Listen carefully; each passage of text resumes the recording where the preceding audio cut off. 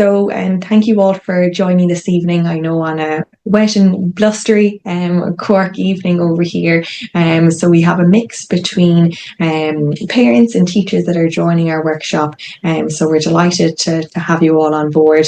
Our main ethos around this programme is to provide as much practical suggestions as possible.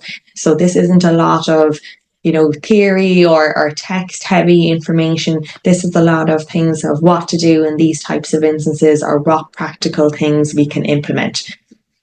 So what I would suggest is that during this workshop, do take notes, do write things down. If you have any further questions about them, obviously do let us know. But generally speaking, this will be very hands-on things to do either in the classroom or at home. So just to give people a little bit of an overview, because I know we have lots of new people and we have some people that we have worked with us for a while. So I'm Una Buckley, I'm the founder of Blossom for Life, and we do a range of supports both for kids, for schools, and for corporations. We do a range of screenings and individual plans, one-to-one classes, and then some group work classes. We do a host of summer camps as well. We have a specialised programme for kids that are transitioning into secondary school, so from 6th class into secondary. And then we do a range of workshops and programmes for teachers and for schools and for workplaces as well. And then we have a series of online courses. So we hopefully something for everybody. Everybody's coming at a learning difference from a different lens, which is really important. So that's why we try and do multiple layers. It's not just education focused. If somebody has a diagnosis or hasn't been diagnosed or wherever we're at with it, they will generally have it for life. So as we finish education or we finish primary, secondary, then we need additional supports maybe for college, or we need additional supports for work. And it is important to, I suppose, cater to those areas too, and that, we still may have challenges as, let's say, older adults. A little bit of background of what we've done to date. So we've been very fortunate to work with several organisations, both here and in the UK, over the last number of years. We've designed and specially catered programmes in a range of the universities here in Ireland, and then have done featured programmes in a range of other organisations as well. So as I mentioned, if anybody has any questions or anything that they want to run by us or anything they're unsure of, please do get in touch, and there's no problem there. I'm happy to respond and follow back with you all. So we'll do a quick fire activity just to get everybody moving. I'm sure we're all on some sort of a device.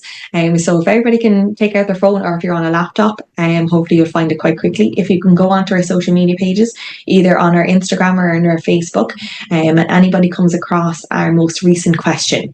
So if anybody comes across the question, if you can send us to us there in the chat, that would be great. So it's a recent question that we put up today, just around dyslexia kind of quizzes and facts.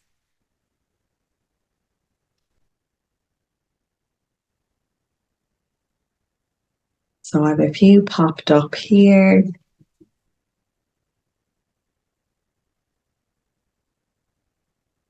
You can also answer the question as well on the page if you like, which I know people have sent us responses to.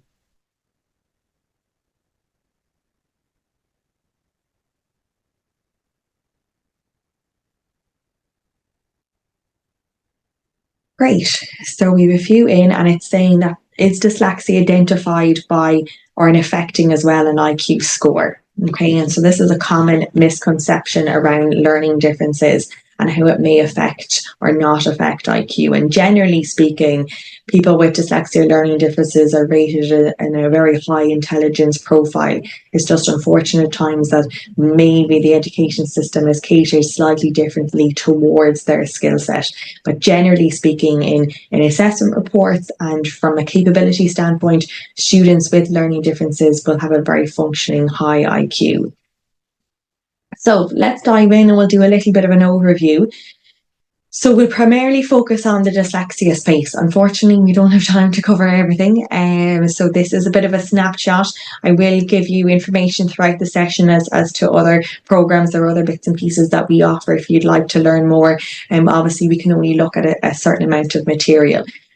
So I'll do an overview as best as we can. I don't want to overwhelm anybody with too much information. Some might be coming at this from a very detailed learning, and some might be quite new. We've had emails about people that have just got assessed or just involved in this space quite recently. So we'll try and start at the basics and work our way up.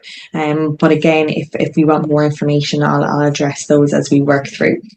So I suppose dyslexia and dysgraphia and dyscalculia can all be linked is the first most important thing to recognise. So a student or an adult or any age group of a person can have dyslexia, dysgraphia and dyscalculia. So dyslexia, hopefully most of us are familiar with obviously the terms and what it means and what its impact might be will vary from student to student. Dysgraphia is a difficulty predominantly illustrated in handwriting. We've done a lot of dysgraphia workshops, and particularly with organisations in the UK, and they're a little bit more focused on the dysgraphia space over there at the moment. And dysgraphia is the difficulty is at times computing the information from your brain onto the page. So I myself have dysgraphia and I'm highly on the dyslexia side of things. And when I was doing in school, I suppose, and doing exams and in university, I would moving towards the typing side, because what would happen is the first two lines of my answer might be totally fine. And then as I moved through and down the page, they became completely illegible. And it turned into a completely different language that I'd made up myself. So dysgraphia can present itself at a young age, but predominantly it's illustrated through time pressure and maybe in a later secondary school cycle when we have to write a huge amount more. We're expected to write 5 or 6 essay style pages or A4 style pages for an essay exam. Generally, it isn't outlined or wouldn't be spotted as easily in a primary school child within reason. I myself had a lovely handwriting when I was small, and then it would have deteriorated, and we would see that with lots of students that we would have worked with for the past number of years. They might have great handwriting at a particular age, and then as the workload becomes more and more, their handwriting might deteriorate. Now, it's important to note that there are several strands to dysgraphia, as to all of the other difficulties as well. So it's not just an overlap with writing. It's not just an overlap. It's not very black and white, unfortunately, which makes it a little bit confusing. But that's the main difficulty that might present itself with dysgraphia. Dyscalculia is, I suppose, a term at the moment that's becoming more recognised and more renowned. It's still a little bit up and coming here in Ireland. Again, other kind of European countries are doing a lot more in this space. But it's not something that we're really recognising or testing for that much yet. But I suppose this has an overlap with maths. Now, it's not to say that a child that doesn't do number reversal and letter reversal also has dyscalculia. It may just be dyslexia, but a severe difficulty with maths and understanding tables and multiplication, and again, moving through maybe from primary to secondary, and that increase of workload of maths and computation and arithmetic might be quite challenging. Mental arithmetic as well might be very difficult, like in the shop, trying to add up all the bits on a shopping list. Again, it won't be pinpointed just to that area. That might be also a difficulty for someone that doesn't have dyscalculia, but it may also be a strand. And then also we have obviously a wide range of other learning differences, ADHD, dyspraxia, executive functioning, nonverbal, which we won't fully look at today. But if anybody has any further questions on those, we'll be tying into those in the next few workshops anyway. So this slide has a wide range of detail on it. So we won't go again into all of them, but we'll have a look through to as much as possible. What I would suggest again is maybe having a look through and seeing, what of these maybe overlaps for yourself or for your child or for a child in the classroom. Some common things to look out for is difficulties telling the time and understanding the time concept. So if we've 60 seconds to do something, what is realistic to get done in 60 seconds? And this might be a really big challenge for someone that has a learning difference. They may think, we can do loads of these things, and actually maybe not. So one of the main difficulties with someone with a learning difference is the concept and the adaptability to time. And from research and from academic study is that generally someone with a learning difference will spend twice, if not 3 times longer trying to absorb or trying to learn or trying to do pieces of information that may take somebody a little bit less time. So that concept of time and figuring things out and writing things down and learning may always be a little bit of a challenge, but it's just something that we need to work around and devise strategies for so it isn't consistently time inducive.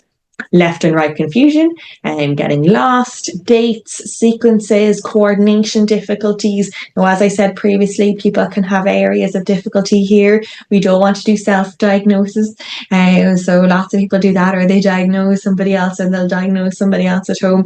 Lots of people in the whole billions of people in the planet may have difficulties with their left and right, and they may not fall into this category. So it's important to note that we will all have maybe signs or a little bit of an overlap, but it's the combination and it's the complexity of it that makes it more of a learning difference.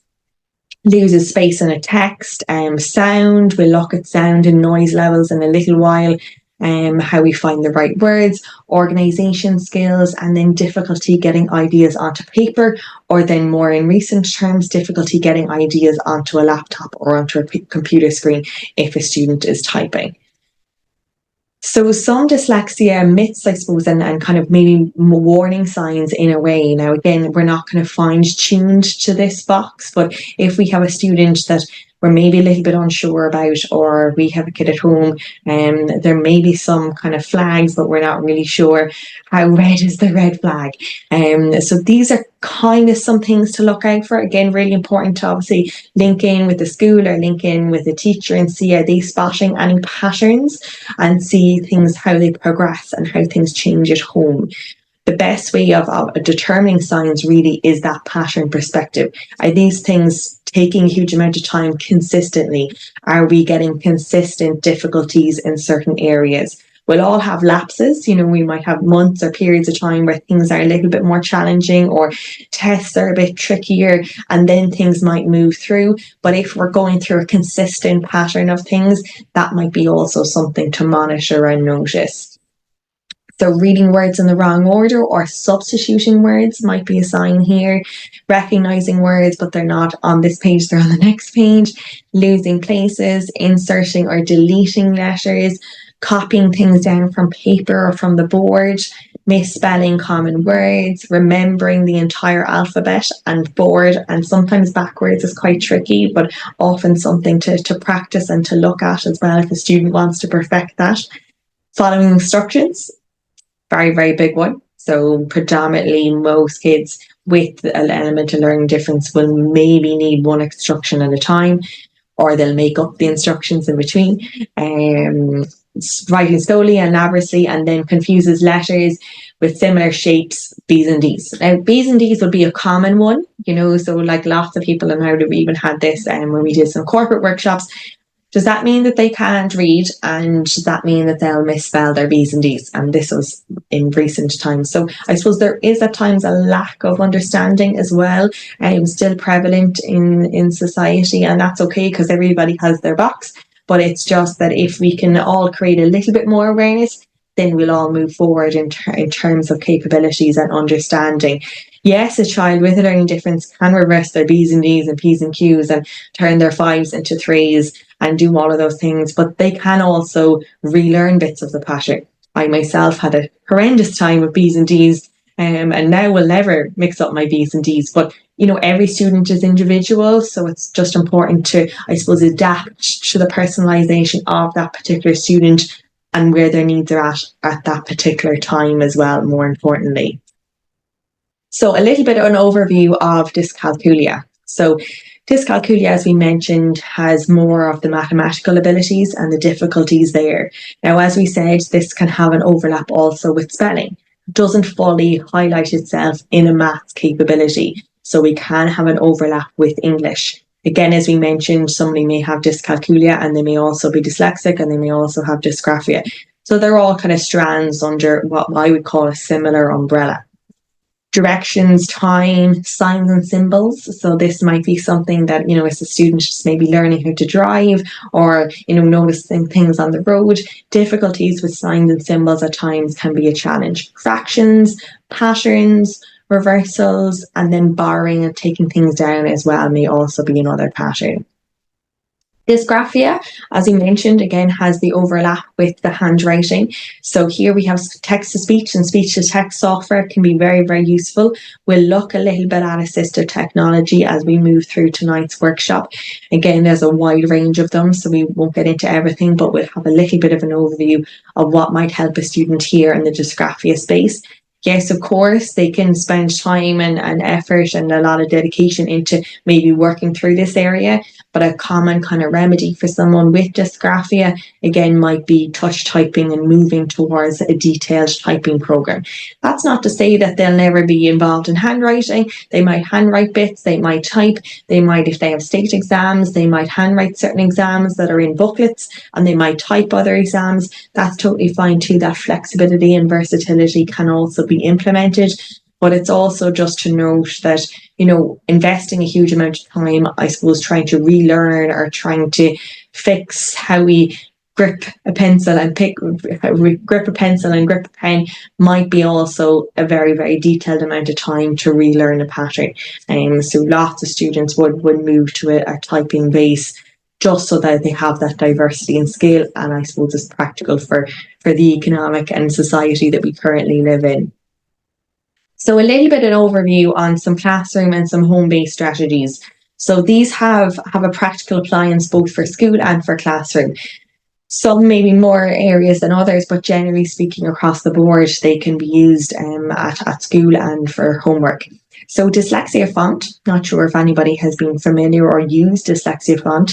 Dyslexia font can be downloaded mostly free of charge from the internet onto Microsoft or onto whatever platform you're using, and can be quite useful for some students. Some we've worked with don't really like Dyslexia font, so it's totally dependent on the person. And there's obviously other ranges of font that can be useful and have been advised from research that may help a student with learning differences.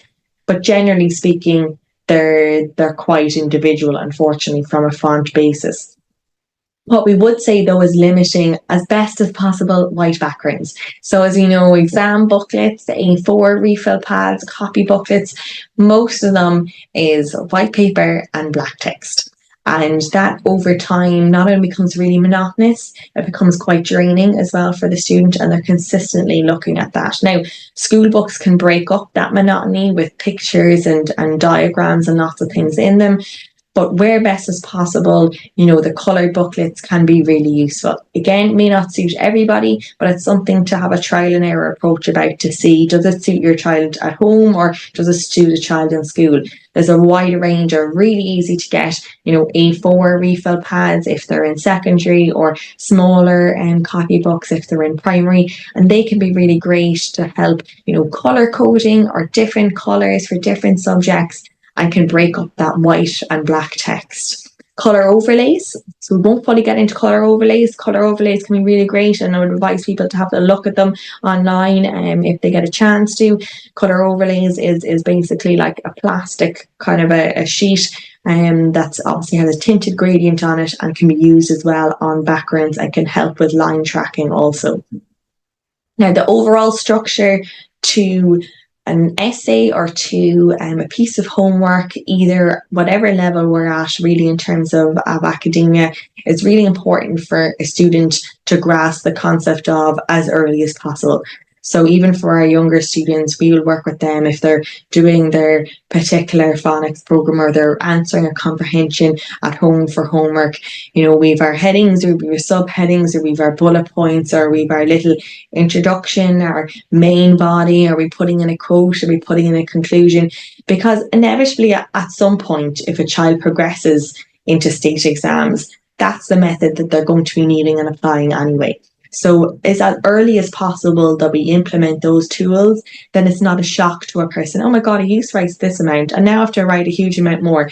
Those gradual transitions can be really useful and helpful, and it gives them more time to absorb okay, these then might be the expectations in a while, so I need to work towards those, and giving that extra amount of time can then be useful so that we don't always constantly feel behind and having to catch up. Limiting the use of red pen then also would be a really suggested recommendation. With, I suppose, the pandemic, lots of homework has been corrected online, both for primary and secondary schools. So this has become a lot better from our understanding, and lots of schools that we have worked with have limited the use of this.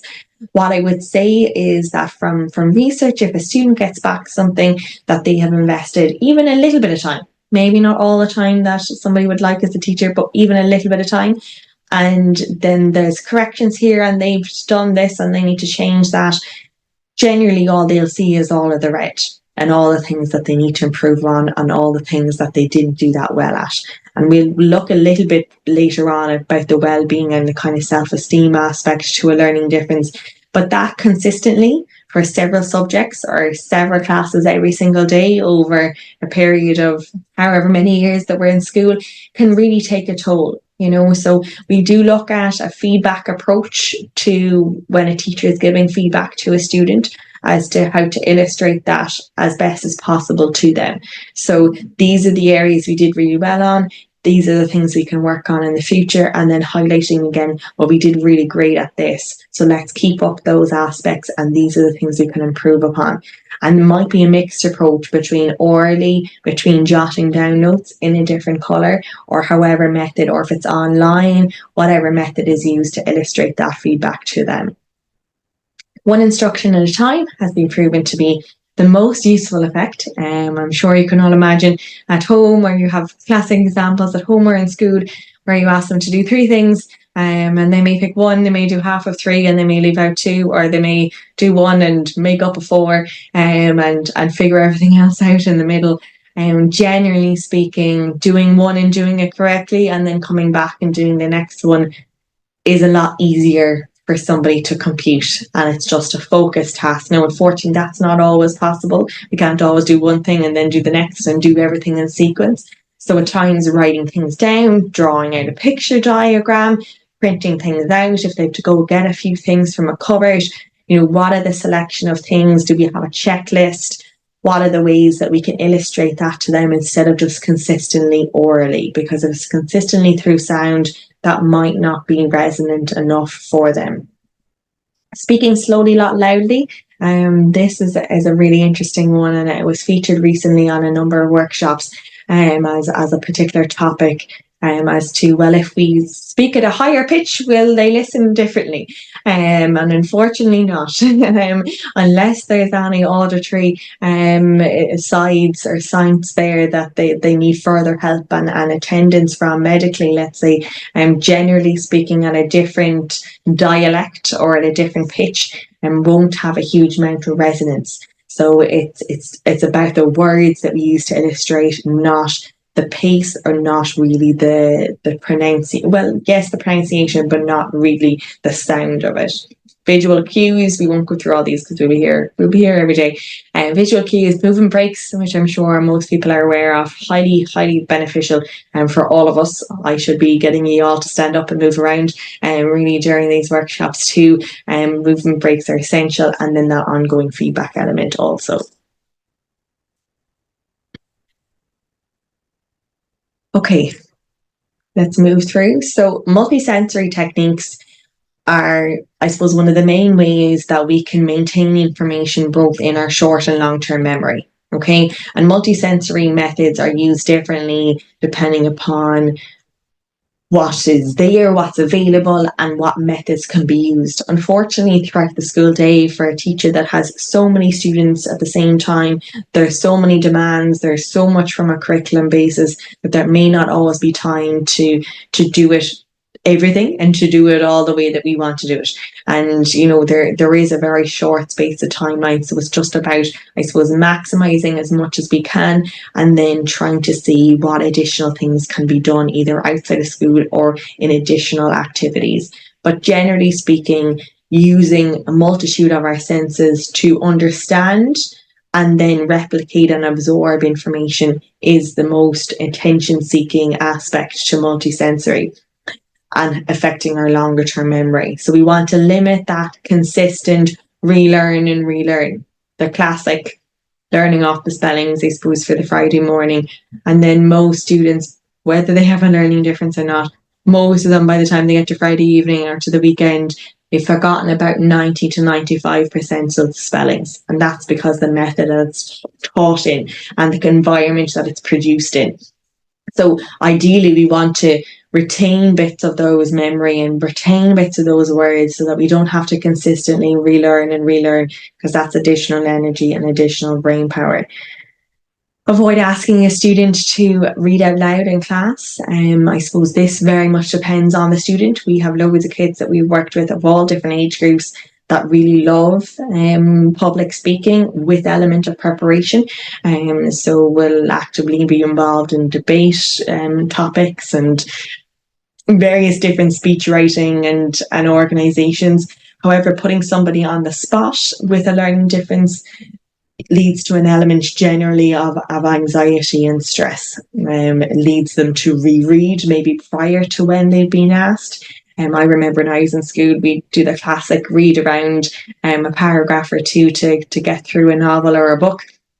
And I used to count the amount of paragraphs. Okay, the teacher's going to get to me by like paragraph 8. And then I'd spend the whole time trying to reread the paragraph. Okay, make sure I know all the words. I don't really know that word. So I'd miss everything else that was going on for the prior, let's say, 20 minutes. I'd try and focus on my section. I'd read my section. I wouldn't then compute it or understand it because I'm just stress reading. And then I have the element of retrieval and just exhaustion then after that, because I read it. Oh my God, I'm survived. And then I'm not absorbing the rest of the class as well. So generally speaking, there's a huge amount of energy that goes in to this area, regardless of elements of capabilities or of strength. So it's very important to figure out either through assessments or asking at home as well, what would be useful for a student if that's a method to be used regularly in the school context. Making it achievable and then taking time to correct work and focus on content. Okay, so what I would say then also is, again, if you're a teacher or even a parent, if you're a parent and you're trying to figure out some strategies that might help your child, then you might be able to jot down some of these and maybe give them back to the school or give them back to the teachers to see what practical things they may be able to implement.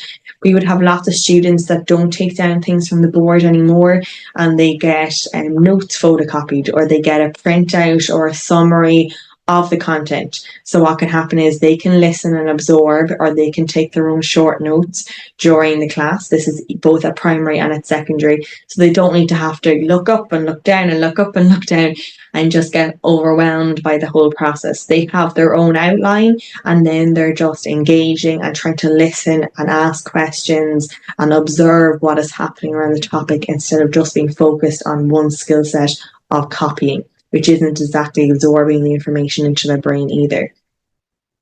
Then we're asking them often to repeat instructions given back to them. So as we said earlier, that one instruction at a time is useful, but it's also, well, if we're giving one instruction and we're also giving 10 other kids an instruction, are we sure they got what their instruction is? So can you tell me what it is? Can you give it back to me? Or are they going to do it in a different way? They may not use the words that we would use to them, but can they tell you what the exact thing they need to do back? Can they draw it out? Can they do whatever form that they need to do so that we understand that they understand? Because that's the most important area of communication. Then sitting, I suppose ideally the studies show sitting near a teacher. This might not suit all children. Some don't want to sit there. They want to sit near the door because it's near for them to get to their locker to get organised. They want to sit near a window because they want bits of the fresh air that will help them concentrate. We all have different preferences in a classroom, and obviously that's very, very hard to cater to. But generally speaking, we want to sit in a place that limits as much distraction. So if we're at the back of the class, you can imagine you're seeing all the 20 others in front of you and you're further away from the blackboard. So then maybe a longer distance with taking things down or writing or listening. So ideally sitting closer limits the areas of distraction. If somebody's passing something on or somebody's chatting to somebody else, we can see it all. We might still hear bits of it if we're sitting at the front, but unless I'm actively turning around, hopefully the child or the student isn't seeing it as much. So just some things to play around with to see about classroom structure and what is feasible within those parameters as a teacher. And then if you're a parent and you have a child that you're unsure about their level of concentration and focus throughout the school day, maybe that might be an easy enough fix to liaise with your child first and then liaise with the school to see, can we kind of rejig where they're seating where possible, as that might change their overall performance. And then from a teacher and from a parent dynamic, I suppose that relationship and that communication is really vital. We did a webinar segment that's available on our YouTube channel with Dr. Clara O'Byrne, who is an expert in child psychology and educational psychologist, and she's looked at a segment around, I suppose, parent and teacher dialect and communication, and very, very useful from both strands. I suppose if we have a child in a school system and we're not moving them and they're staying in that school, it's really important to develop an awareness of how we communicate and how we, I suppose, get that relationship going. And then also as a teacher, what are the things we can say? How do we illustrate signs, or how do we say, oh, look, they might need to work on this? What ways can we say that to home without it being a little bit of an issue or without creating further problems for everybody? So do feel free to have a look at that segment online as well on our YouTube channel. Okay, reasonable accommodations for state exams. Then ideally, and this will be something that will be coming into the forefront in the next while, allowing those similar accommodations for homework, end of term, and for mock exams. So I suppose as a teacher, they may not have full say over lots of these areas, but generally if a student is having a spelling grammar waiver, or they're supposed to be typing, or they're, having certain requirements within reason, unfortunately some aren't all possible to be implemented. But there really isn't a major reason why, if a student has a spelling grammar, why they'll still be marked on their spelling grammar in class test or anything like that. So we do want to replicate as much of what we call assimilation as possible, so that a student is used to this process and they're not fully in everything is new now. So when we go into doing a state exam, there's still a lot of newness, unfortunately. Pre and mocks can be a good trial error, but lots of students, let's say, that should get their own separate centre, don't get that for the pre and mock. So there's still a lot of newness. And as you can imagine, there's overwhelm as well, obviously, with sitting and bigger exams. So as much of that can be implemented prior to the test, the more, I suppose, unfamiliar things have been eradicated. Then rewarding effort and rewarding accuracies. And I suppose the rewarding is a massive contention in itself. And obviously, this is a further area both in terms of child development and in research. And there's lots of different other workshops that we've done and other people have done around, I suppose, rewards. But as we'll get on to, I suppose, the overlap with somebody having a learning difference and mental health struggles and difficulties can be really high.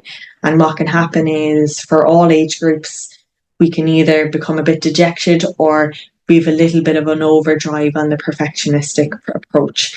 And it generally then is rewarded in terms of grades. And that's usually how we're stimulated and conditioned in the education environment. Well, we're good grades, so that's my reward. And we don't see the rewards in the progress. Well, we got this exam or we got this math sum when we didn't understand it a few weeks ago, but we still didn't do great maybe in the overall exam. So it's about, especially at home, but also as a teacher, what do we value as rewards? And do the student or does your child understand what that reward process looks like for them? And what maybe tweaks can be changed? Is the reward system working? Is the reward system in school working? Are people benefiting from it? Is it having a kind of a knock-on effect on other areas, and what can be changed and what can be evolved? And there is a lot of research and studies around star charts and all of the reward systems in school and how they may have a hindrance effect and actually putting kids under more kind of pressure in that environment. And so it's just seeing what works in school and what works outside of school as to best build up their self-esteem and best build up their abilities. Then encouraging students to build up stronger abilities in other areas. So I suppose what happens in school, as we all know, is we focus obviously on academics, what's curriculum, what's assessment, what is going to be produced, what are our compulsory subjects. We have to do our English and our maths and maybe our languages, depending upon exemption wise. And then we focus on all of those. Now, there is a strong emphasis, thankfully, as a nation, we are very, very good in lots of other areas, but it's also about illustrating that to the child, even if they are very young. Listen, these might be your major strengths. These things might be a little bit difficult and they may still be difficult for a while, but it's just highlighting, well, these are still also the things you're really good at. We'd have lots of kids from all different age groups that may be excellent and high performance achievers in gymnastics and in sailing and in various different areas, but they're not getting marked on that for their junior cert and for their leaving cert. And what can happen over time is they can become a little dejected. They may not invest as much time into those. They may not actually do them, even in the leaving cert cycle. And then they may forget about them and not get involved in them anymore. So it can be a deterrent as to the level of time that we invest into things. But it's just about highlighting, okay, well, they're still really good at these other areas outside of school. And how do we foster those? And then, as I mentioned, working on that dynamic between home and school environment. Okay, guys, we're nearly there. So hang in there. Hope you're following okay. So some top tips around homework. Again, look, no easy fix here, unfortunately. I know obviously over the last number of years, homework has been a big contention from the school system perspective, and there's been a lot of pushback. And obviously, I want to eradicate homework as it currently stands. From when I'm delivering this workshop, homework is still inexistent in most parameters, and that's something obviously that needs to be moved through along with the teachers and along with the system as best as possible. But homework can be a massive struggle at home. Basically, I would remember spending hours and hours, even when I was 5 or 6, trying to do bits of homework. And it was just like the most horrendous thing, really, of time and energy and investment and questions. Remember, you used to get these sheets about general knowledge or particular facts, and it was just consistently difficult. So we want to balance the level of homework to suit the capabilities of the child. And then we need to alter the level of progress and improvement. So if we're dropping down a few levels, or if we're changing a program, we're saying, okay, well, they're going to do this and maybe other students are going to do this. Then we're saying, okay, is this working? That intervention and that monitoring is really, really essential to this, I suppose, parameters, in a sense that we don't want to be spending hours and hours of time and energy at home or in school on things that aren't that effective. So it's just seeing what works, what isn't working, and how can we change it. So kind of some top tips for maybe for parents tuning in, or even as a teacher, to maybe illustrate some of them as best as possible, with clear communication to home. Set times can be really difficult. I have it down here, ideally not doing homework in the car. This was done a lot by kids before, and look, there might be some days where that's needed. We have to go to swimming, and then we have to go drop this person and that person, and there's a lot of things going on. I suppose that level of efficiency, but more importantly, habit, is really difficult then to move through and move out of. If you can imagine, from primary to secondary, that adjustment will naturally take place for most students. And we then might have a mindset of rushing through homework, doing it on the move, kind of doing a little bit and then bringing half of it in, half done. And they're difficult patterns then to move away from and to kind of break out of. So ideally setting up best as possible parameters initially, so then we carry over strong functional habits into secondary. Stopwatches and egg timers, or sound timers, or anything that might be less sound inducive. So what might happen is actually students at times get a little bit of a shock from the sound, no matter what age group, and they're like, jeepers, they get more of a fight, because often if they're kind of full on into something, their concentration may be on that. So we don't want to scare students and we don't want to shock them out of their exercise that they're doing. But it's just about noting, how much time are we spending on these things? Are we doing our maths in 5 minutes, or are we taking 25 minutes? And is that an efficient 25 minutes? Are we full on trying to understand it, work through it, or is it 25 minutes? in and out to the toilet and walking around the house and up and down the stairs. That's a very different timeline. Doing the difficult tasks first, generally not pleasant, generally something that they'll want to avoid. Like all of us, it's ingrained in our human psyche. But we do have lots of kids that want to do the let's say not great one first and just get it out of the way. What can happen is it builds and builds. It becomes even worse. So we've seen this over the last 2 weeks with the Easter holidays with loads of our state exam students. They've had bits of questions or essays to do, and they were obviously given to them prior to the holidays. They wanted to take a little bit of time off. It's building, it's getting even worse. And then by the time last weekend came, it was like this monumental task that was like Mount Everest to climb, and it just became bigger and bigger and bigger. And then it just takes more and more energy and more effort. So ideally doing the difficult task first helps us with momentum, but it also helps us with balancing time. Because if we go back to our point earlier about time understanding, well, I think this is difficult, but it still might take me like 10 minutes. But actually, when I do it, it might take me 25 minutes. And then that might affect my soccer or my GAA, or I might have half my homework done and I might come home and I have to do the other half. So it's about alleviating that stress and carrying things on. If we have to do something else in the evening, we still don't want to, I have to go home now at 6 o'clock or 7 o'clock and do that still. So getting things out of the way as best as possible, but also effectively. We don't want to rush through them, because then that's not, I suppose, done accurately as well. On the days of the activity, can it be completed earlier in the week? So some schools, and not all schools, but some schools have been, giving the homework for the week, and then they can kind of decide themselves what particular days, they have activities this day, so we won't do the homework this day, we'll do it some of the other days. And that might be a really good strategy to see can be implemented if it's not already implemented, or if that suits the teacher as well, because actually, there may be days where it's just too stressful to do, or there may be consistent days that they're, just don't have the time to do it properly. Folders and organisation and all that whole world of stationery and organisation and bits and pieces obviously is a massive topic in itself. But where best as possible, as we said with our previous topics, we want to get into those habits as early as possible, and giving that autonomy to a child, at a young age from that organisation base, because it then makes those transitions a lot easier. And then reviewing material looked at from the week is not something, unfortunately, that's done a huge amount in most educational contexts. Child spends X amount of hours throughout the whole week doing different topics or doing different pieces of homework, and then by Friday we've no homework, everybody's off, and then Monday we have a new set of homework. So either at school or at home. It doesn't have to be a long period of time.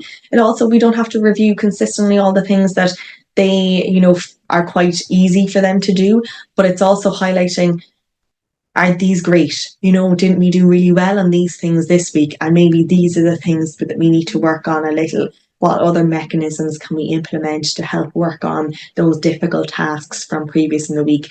Because those difficult tasks just don't go away, as we know, like those maths questions or those particular phonics or structure or English or comprehensions, they're going to keep cropping up in different forms as we continue through the school year and to next year and the year after and the year after, because it's building, it's a stacking approach. So we do want to note what was good, what was challenging, and how can we highlight both of those areas and work on them also then as well. So as we mentioned, how to build, I suppose, effective communication between a teacher and a parent. So I suppose, as we mentioned as well, linking in with our video on our YouTube channel about this programme, I suppose outlining a plan is very, very useful. It's always a good place to start. Now, plans need to have elements of flexibility and structure. So from both sides. So plans can't always be rigid. We have to do all of this. Things change and evolve, and the plan needs to be flexible enough to move with that. The check-in regularly very much depends upon the school's availability. So I suppose having that parameter, if we're doing once a term a call, or once a term an email, or once a term a meeting, or whatever the check-in approach is, it's communicated and okayed by both sides. It's not just that one side pops in or sends emails all the time, or does their own form of communication, because then we're not on the same page. So generally, we would advise not over communication, because we can't, kind of be on top of everything consistently, but within reason, maybe once a term, checking in, okay, how are things going in particular areas, focusing on one or two strands. So look, how did we do on this for the last 2 weeks when we tried this new program? Or they're doing a new resource class on toe by toe or phonics or on maths or on different areas. And just that check-in as well. As we know, kind of from a child dynamic, if they're a younger student, well, if they're both ages, if they're a younger student, if they're a teenager, you might get that everything's fine and they might just walk away. So you might not be getting much at home. And so it's very useful to also build that dynamic, I suppose, where possible with the school. And remembering the goal, open dialogue and communication, really important. Empathy and niceness goes a really long way from both sides, and really important again to harness that dynamic. As we know, we get a lot more out of people if we're nicer and more approachable also. So it's very important to help things in everybody's favour, so there's limited confusion. Okay, so we're on our last main topic, guys, and then we'll run through some additional supports and some additional strands as well. I know people are time urgency. So our assistive technology. So this is a minefield in itself. And obviously assistive technology is massively growing. Probably since we came on for this workshop, there's probably been a few other apps and websites being created in this area. So it's important to note that you can't look at everything. If you want to, you probably, could spend the next good few years doing it. But it's to do as much information and research into this basis, but then also making decisions as to what best suits a child in school or at home. There's so much out there. Our main recommendations would be to link in with libraries or link in with schools, or contact some of these companies directly, because lots of them have free trial software versions. Lots of them are really, really approachable, really there to obviously help a student develop and flourish and thrive in an education context. So they're really, really happy to, do whatever is needed in this area. Some of these packages and some of the packages that, we don't include are vastly expensive. And very, very detailed and may not be needed by a student. We've had students that have had all of these and it's changed their life, and we've had students that had all these and they hate them and never want to use them again.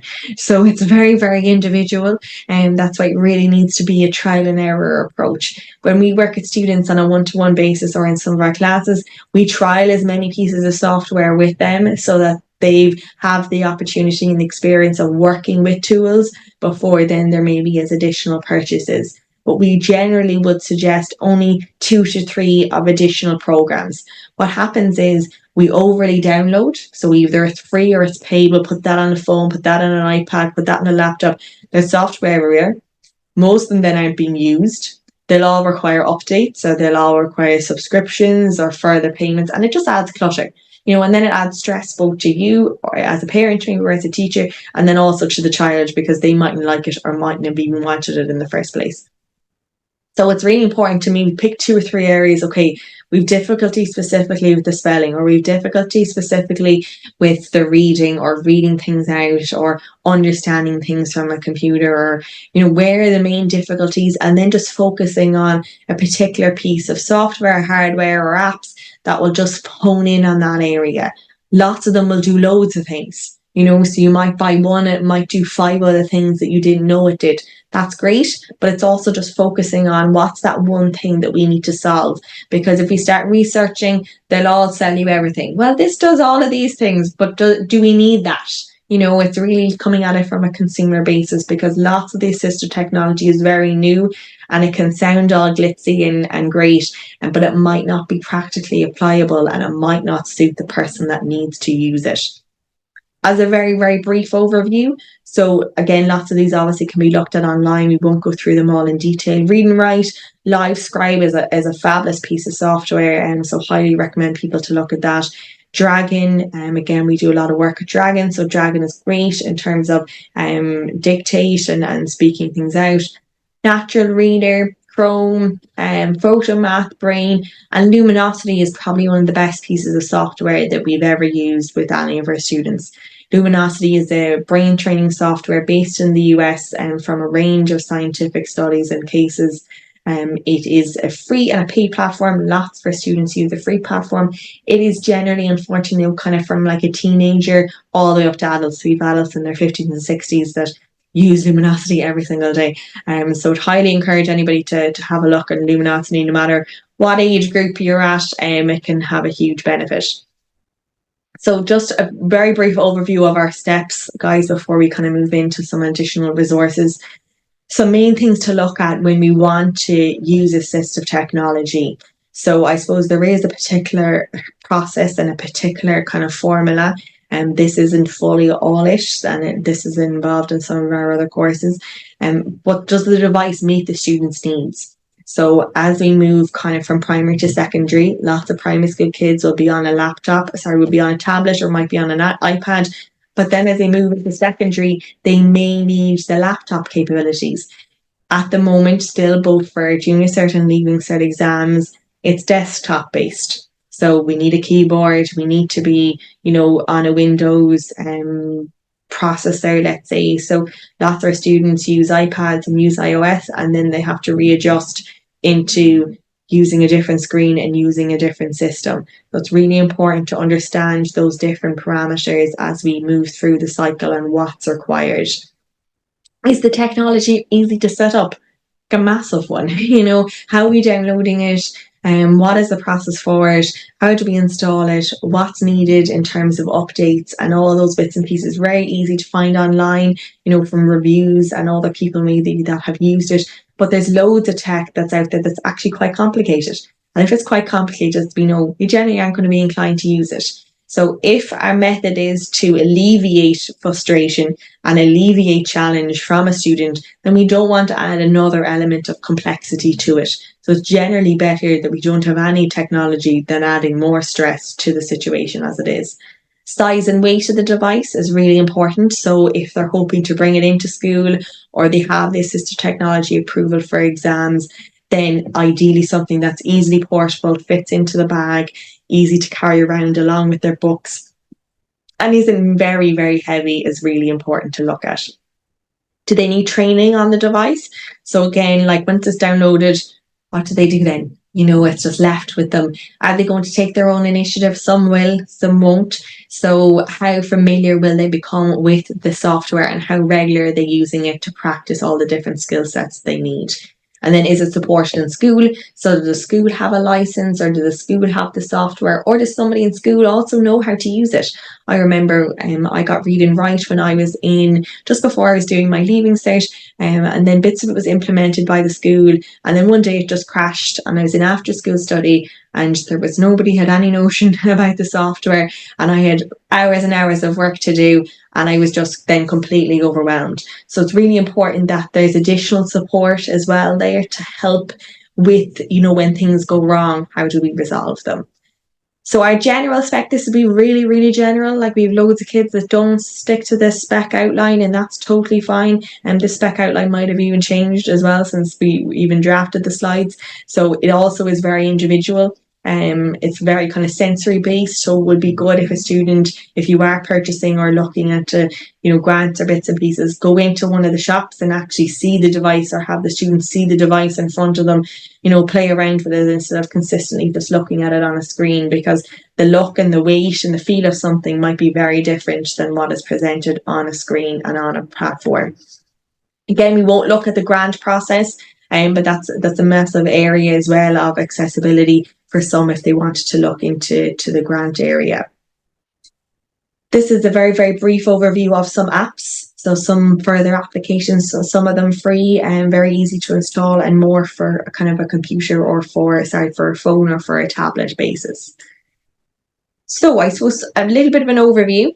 of kind of a little bit of additional supports. So we have a How to Help Dyslexic course. So lots of the areas that we looked at today are in this course program. I'm sending everybody out an email anyway with some of these suggestions on it. And this is mainly based in the kind of homework and the classroom space, but also in the assistive technology. And we're looking into that in a huge amount of detail as to how to implement practical suggestions. We also have a range of teacher programs that we've run out through the last number of years and across the educational training boards. So if any teachers wanted additional support in this area or any schools want additional support, please feel free to get in touch with us, and we're happy to provide any suggestions also in this space. And then a little bit of an overview of the anxiety and the well-being. Again, look, this is a very big minefield area, and something that can't be covered in a very short space of time. But what we would say is from research, students with learning differences or dimensions have a greatly higher chance of developing mental health capabilities. And that's either from anything borderline to more severe to anything in between. These signs can be often easier to spot at a young age and may not be, and they may just develop masking and copability skills. But if you have a child in a classroom or a child at home that's greatly struggling in this area and you see signs that really warrant further investigation, really important to reach out and liaise with different services that are available so that child hopefully develops tools and capabilities. It's never too young to start looking at these areas and developing the strategies. What happens, as we know, obviously if things are left, things fester and things develop and things compound. So we want to help even the very young kids develop coping mechanisms, developing strategies so that they can flourish both inside and outside of education. These are just some kind of positive uplifting tokens, very, very easy things to implement. Not everything has to be costly or take time or take a lot of energy. You know, we'll all have difficulties and we'll all have challenges, both as kids and teachers and everybody and anybody in between. So sometimes it's just the small things to remember. Really good to have a look at, even positive quotes or slogans, to have them printed out, put them around the classroom, put them on home, put them on the fridge, particularly for sometimes the first day back, obviously after Easter holidays with all the rain, everybody doesn't want to go anywhere, nobody wants to go to school, so it's just about remembering those positives and just about kind of reframing things. As I mentioned previously, so we would transition into secondary school workshop for any kids that are moving from 6th class into first year. We do a parent workshop and then we also do a student workshop. So really useful to upskill those levels as we move through. And then, as I mentioned earlier, we have a group and we have a summer camp. So summer camp, not unfortunately for everybody. We've gotten questions recently about, do we have a summer camp here? Unfortunately not. It's a very, very limited summer camp. But if anybody has any questions in Cork and that would like to attend, that would be great.